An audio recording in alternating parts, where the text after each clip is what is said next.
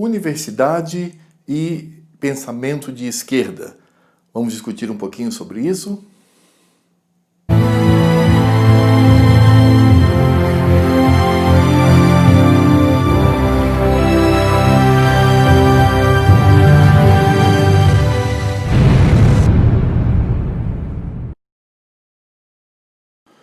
Olá, pessoal! Nós sabemos que as universidades, elas são absolutamente tomadas pelo marxismo. Quando nós vamos para a área de humanidades, vamos perceber que, com raríssimas exceções, todos os professores são de esquerda, são socialistas. É por isso que eu ouso em dizer que não há ali necessariamente professores. O que há são militantes. Não há ali ensino. O que existe é doutrinação. Isto porque convencionou-se que, para ser intelectual, eu tenho que olhar para o mundo partindo de um eixo principal. E este eixo principal é o marxismo.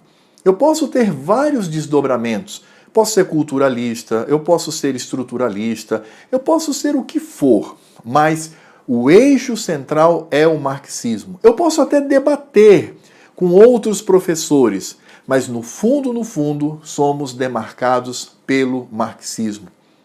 Isso veio como herança da escola de Frankfurt, que já na primeira parte do século XX começou a propor esse tipo de visão.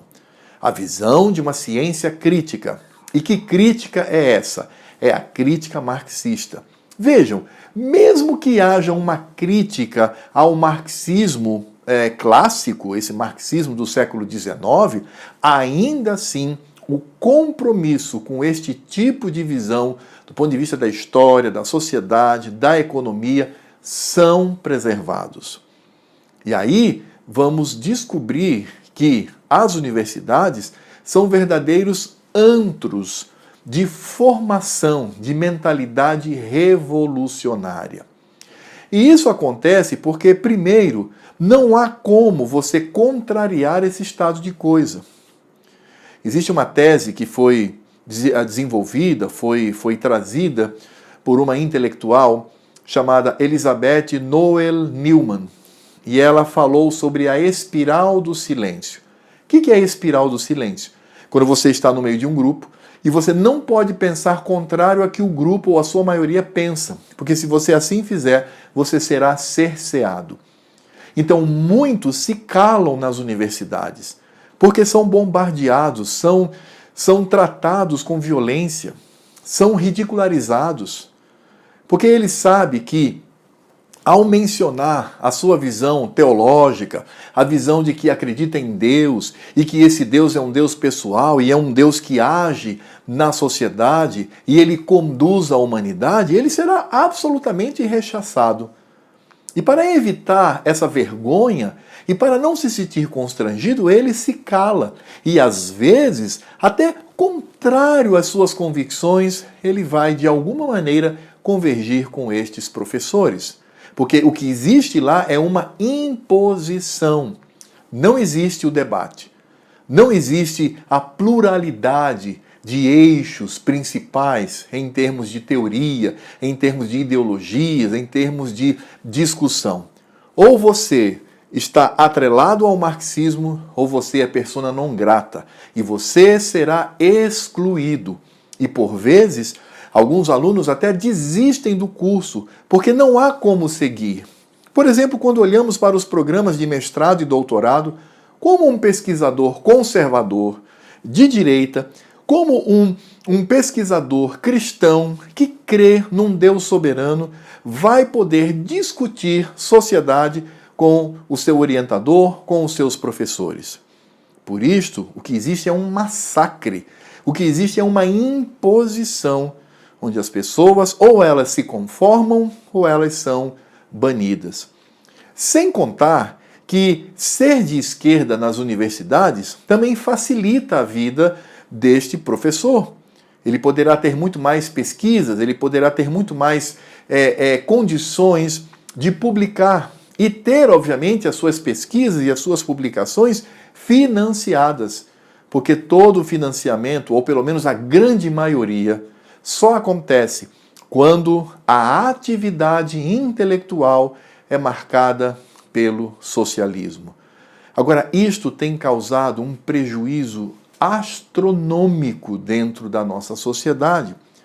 São alunos que não saem com as condições técnicas para exercer a sua profissão. Eles, na verdade, são transformados em zumbis, são transformados em pessoas cujo objetivo único é militar, é lutar, é discordar, é destruir aquilo que está estabelecido na sociedade para supostamente construir uma nova sociedade por meio da utopia que ele acredita cegamente. Eu acredito que também esses alunos, bem como a maioria dos professores, porque existe professor picareta, existe professor que é sórdido, mas eu também acredito em professores que acreditam nisso, acreditam na esquerda. E eles pensam que estão do lado certo da sociedade. Eles pensam que os seus valores são valores bons e que, de certa forma, é o único caminho para uma sociedade justa e feliz. Eles desconsideram toda essa diferença que nós temos como seres humanos. Desconsideram que o ser humano ele é propenso ao erro, ele é propenso à corrupção, ele é propenso a cometer atitudes que venham trazer prejuízo ao seu semelhante. Desconsideram isso. Eles acham que tais pessoas são apenas ludibriadas e são enganadas pelo capital, pelo capitalismo, pela propriedade privada, pelos burgueses. Então, destruindo estas coisas, certamente ele alcançará a utopia tão desejada. É por isso que o marxismo, ele também é uma discussão moral, porque quem não se coaduna ao socialismo é inimigo dos pobres, é inimigo das minorias, é inimigo das mulheres, é inimigo de todos aqueles que foram cooptados pela esquerda como grupos minoritários que devem se impor até mesmo pela violência. É claro que com isso nós não negamos as injustiças que acontecem entre os seres humanos. Claro, a violência, a expoliação, isso existe. Mas não da forma como a esquerda estabelece. Porque a esquerda ela não está muito interessada nas pessoas. Não está muito interessada nos pequenos grupos. Ela está interessada em levar avante o seu projeto revolucionário.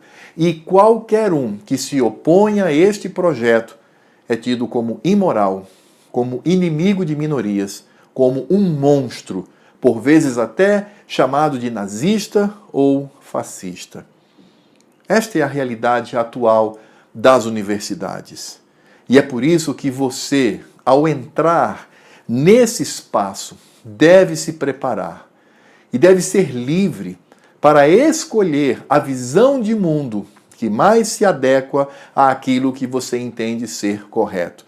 Se você escolher ser um socialista, um comunista, paciência.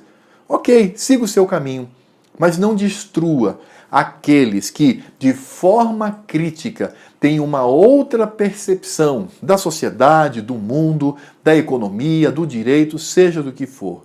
Aprenda a debater com ele. Esta talvez seja a posição madura de uma universidade. Mas enquanto esta universidade estiver nas mãos desses esquerdistas, desses socialistas, certamente este debate não acontecerá.